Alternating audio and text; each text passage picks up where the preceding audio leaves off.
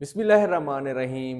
आज हम इल्म बयान की किस्में देख रहे हैं जिसमें तशबीह, इस्तारा, मजाज मुरसल और किनाया शामिल है। तो हम किनाया को देखते हैं कि किनाया क्या होता है, इसके मायने क्या होते हैं। किनाया के लुग़वी मायने पोशीदा बात या छुपी हुई बात है। जिस तरह वो सवाल देगा मारूज़ी का कि किनाया के मायने क्या है, इसके लुग़वी मायने क्या हैं, और उसके ऑप्शन में ये जवाब भी दे देगा कि पोशीदा बात या छुपी हुई बात।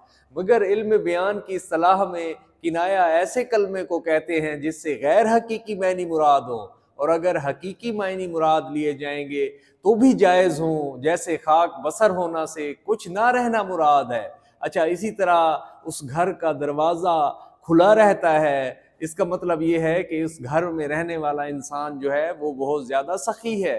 अच्छा, किनाया की बहुत सी किस्में हैं, उनमें से एक किनाया करीब और किनाया बईद। करीब करीब नज़दीक और बईद दूर।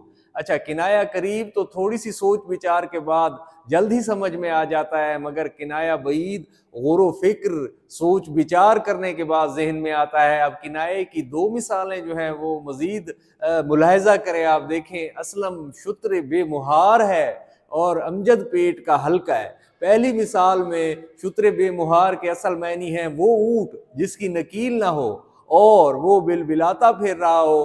किनाया ये है कि बेहुदा बातें करता है। ठीक है, छुपी हुई बात यह है कि शुत्र बेमुहार है, जो कुछ मन में आता है, जी में आता है, कह देता है। दूसरी मिसाल में पेट का हल्का के असली मायनी है हल्के पेट वाला आदमी, जिसके पेट में कोई चीज़ ना ठहरे, जिसके दिल में कोई बात ना ठहरे, मगर ये किनाया है कि वो राज की बात जल्द उगल देने वाला है। इस तरह किनाया इल्म बयान को यूं बयान करता है। इल्म बयान की ये बहुत अच्छी सूरत है जिससे तहरीर व तकरीर में जो है लुत्फ पैदा हो जाता है।